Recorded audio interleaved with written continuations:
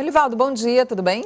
Tudo bem, Nádia? Bom dia, bom retorno ao comando do Notícia da Manhã. Bom dia para você que está nos acompanhando. Uma ótima semana. Ontem, Elivaldo, o presidente Jair Bolsonaro comemorou os 66 anos de vida e comemorou ao lado de apoiadores. Ele se dirigiu aí por todo o jardim do Palácio da Alvorada. Né, onde ele mora. E com a primeira-dama, Michele, foi cortar o bolo, recebeu os parabéns, usando máscara, é bem verdade, os dois e toda a comitiva presidencial durante todo o tempo. Depois ele tirou máscara, conversou com os apoiadores. Essa senhora que está aí do lado da primeira-dama, Michele, sem máscara, foi abraçada também pela primeira-dama, mas ontem, Elivaldo, o presidente Bolsonaro voltou a criticar as medidas restritivas adotadas pelos governadores e disse em determinados momentos da fala que pode até utilizar o exército. Vamos aí conferir um trecho do que disse o presidente Bolsonaro. Alguns tiranetes ou tiranos tolhem a liberdade de muitos de vocês. O exército não deixa! Pode ter certeza. O nosso exército não deixa. É o verde oliva e é vocês também. Contem com as Forças Armadas pela democracia e pela liberdade. É isso aí. E conte com o povo. E conte com o povo. Estão esticando a corda. Faço qualquer coisa pelo meu povo. Esse qualquer coisa é o que está na nossa Constituição, nossa democracia e nosso direito de ir e vir. Agora, o que o povo mais pede para mim, em todo lugar que eu vou, eu quero trabalhar.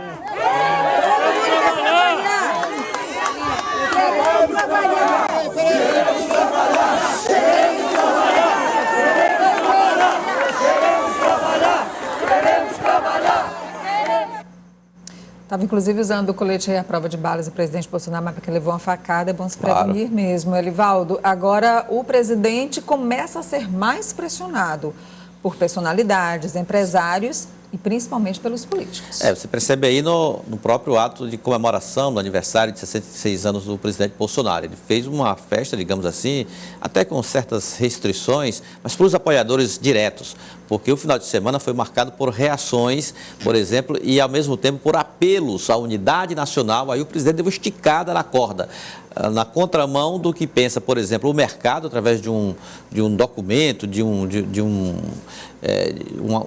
uma expressão utilizada no documento que os banqueiros, empresários, economistas, ex-ministros fazem uma espécie de alerta nacional pedindo providências integradas, União, estados e municípios no enfrentamento à pandemia.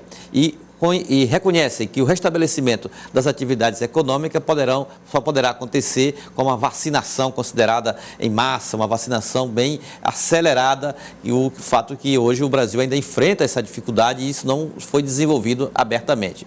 Na área política, isso na área do mercado, na área econômica, ex-ministros, empresários, banqueiros e tudo mais. Na área política, a manifestação do Centrão, Nádia. O presidente da Câmara, Arthur Lira, tem feito já críticas à conduta do presidente Bolsonaro em relação à forma como o governo federal tem tratado a pandemia. E o presidente nacional do Progressistas, o senador piauiense Ciro Nogueira, lançou um artigo publicado num portal relacionado à política, num estilo manifesto, fazendo um apelo à unidade nacional. Ou seja, o senador Ciro Nogueira deixa um pouco essa linha também de esticar a corda, mirando os governos estaduais, e passa a adotar um discurso exatamente buscando a unidade nacional. E chama a atenção exatamente esse trecho que eu selecionei aqui do artigo, em que o senador Ciro Nogueira afirma que, lamentavelmente, governos estaduais, governos sozinhos, não podem fazer milagres.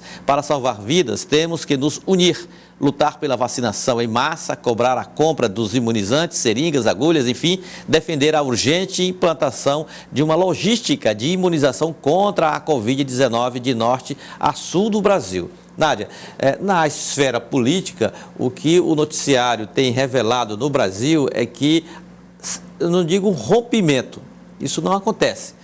Claro que são aliados, Centrão, governo federal. A condição política é de aliança, mas o clima, o ambiente de lua de mel parece ter chegado ao fim. E, Elivaldo, a gente ainda, essa cobrança aí do senador Ciro Nogueira, que com certeza é extensiva, você citou o deputado Arthur Lira, que é o presidente da Câmara, a gente tem visto também a movimentação muito intensa do senador Rodrigo Pacheco, que é o presidente do Senado, também se movimentando nesse sentido. Nós estamos com 2 ministros da Saúde ainda, né? Não tivemos, acho que estamos ainda em fase de transição de Pazuello para Queiroga, né? O Pazuello ainda está lá, Marcelo Queiroga já está como ministro trabalhando, mas não há ainda aquela ocupação e definição de que ele está sentado na cadeira de ministro. Enquanto isso, a gente vai realmente cobrando, e especialmente os políticos precisam realmente fazer isso, cobrar que a vacina seja mais ágil, né, para a gente sair dessa situação de caos. Pois é, dessa parte do Ministério da Saúde, Nádia, na prática, o Centrão não digeriu a mudança do Ministério da Saúde, de Pazuello para Queiroga. Não digeriu. O nome era outro, a alternativa era outra e, sobretudo, a política defendida pelo Centrão é outra em relação à conduta do governo federal em relação à pandemia. E essa reação começa a se desenvolver com outros partidos também do Centrão, como o PL, por exemplo, que tomam um caminho de quase independência, de críticas e ponderações em relação ao governo federal no tratamento, na condução da pandemia.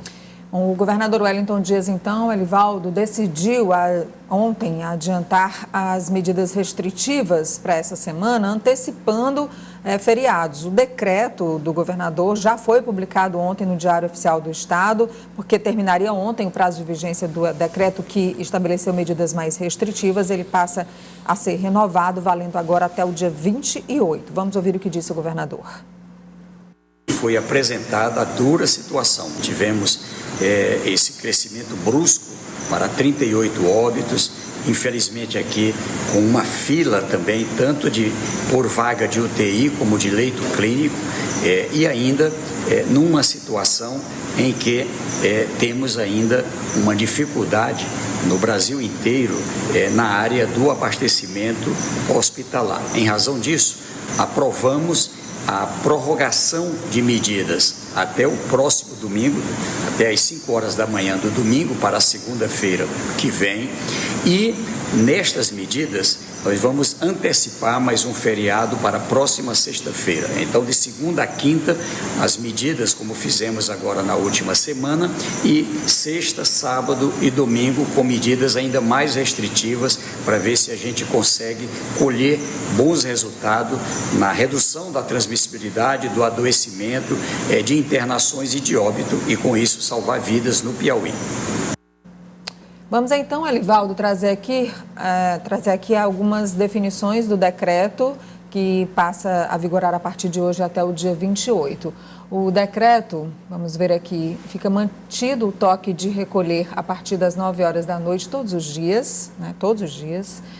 O lockdown parcial durante o dia a partir de quinta-feira, dia 25, e até domingo, dia 28, assim como foi na semana passada. Ainda não foi definido que feriado vai ser antecipado, mas sim, dia 26, nós teremos a antecipação de um feriado estadual, que ainda vai ser definido pelo governo do estado. Essas são as principais alterações. Nós acabamos de ouvir aqui do doutor Gilberto, Elivaldo, que a Prefeitura de Teresina vai cumprir o decreto estadual. É verdade. Eu conversei agora há pouco também com o secretário de Comunicação, Lucas Pereira. Ele afirmou que as áreas técnicas da Prefeitura devem começar agora, a partir da manhã desta segunda-feira, a uma maratona de encontros, reuniões, exatamente para analisar como será o comportamento, digamos assim, oficial da Prefeitura, se através de decretos ou de acompanhamento das medidas que estão sendo adotadas pelo governo do Estado. Da parte do governo, a gente percebe que há um interesse do governo em trabalhar integrado com os municípios, que se isso não acontecer, de nada vale um decreto estadual. Ou seja, o decreto estadual existe como basilamento para fundamentar as iniciativas municipais, ou seja, para nortear, por exemplo, as prefeituras a adotar medidas mais severas ou não, de acordo com a realidade de cada município. E a gente sabe que os prefeitos estão e vivem muito de perto, né, a realidade das suas cidades. Elivaldo, além dessas dessas medidas que nós anunciamos aqui, todas as outras continuam mantidas, ou seja, o comércio vai funcionar até as 5 horas da tarde, de hoje até quarta-feira. Nós teremos também nos shoppings o funcionamento de meio-dia até às 9 da noite. 9 ou 8? Agora eu acho que é 9. 9 horas. Da noite. Eu tenho a impressão Todas que é as outras medidas do decreto que faziam a restrição continuam sendo válidas, e mais esse lockdown parcial a partir da próxima quinta-feira, quando só funcionam os serviços essenciais. Vamos à última de hoje, Alivaldo? Uma imagem interessante para destoar um pouco desse clima terrível do enfrentamento à pandemia veio de Piracuruca. Eu recebi essa imagem que mostra exatamente o maior reservatório hídrico lá de Piracuruca, a barragem de Piracuruca, que acumula nada de 250 milhões de metros cúbicos. Muita água, hein, Alivaldo? E essa passagem aí, olha só, essa passagem aí significa dizer que esses 250 milhões de metros cúbicos de água já está ultrapassando, porque está vazando aí pelo sangradouro ou vertedouro. Ou seja, a barragem de Piracuruca está sangrando. Isso é uma excelente notícia, porque ela dá base para abastecimento humano, animal e para inúmeros projetos que existem naquela região. A barragem foi construída na década de 1990. Na década de 1990 é de responsabilidade do governo do estado. E funcionou muito bem nessa parte hídrica aí, nessa parte da barragem. Eu acompanhei de perto, inclusive fiz muitas reportagens na época. Só não funcionou na parte produtiva lá em São José do Divino, porque tinha um excelente projeto produtivo de incorporar terras de alta fertilidade em projetos irrigados. Essa parte aí não saiu dos canos enterrados na terra, que eu acho que já até apodreceram por lá, lamentavelmente. Melhor não apostar nisso, que eles estão bem, não. Acho que realmente já venceu o prazo de validade. Alivaldo, muito obrigada. Até amanhã, um ótimo dia para você. Até amanhã, Nádia. Bom dia. Volta lá para a Rádio Cidade Verde com o Acorda Piauí.